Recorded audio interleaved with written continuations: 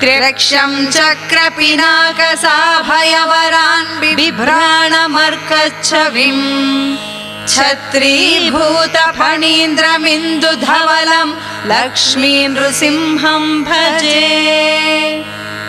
उपास्महे नृसिंहाख्यं ब्रह्मवेदान्तगोचरम् भयोल्लालितसंसारच्छेदहेतुं जगद्गुरुम्।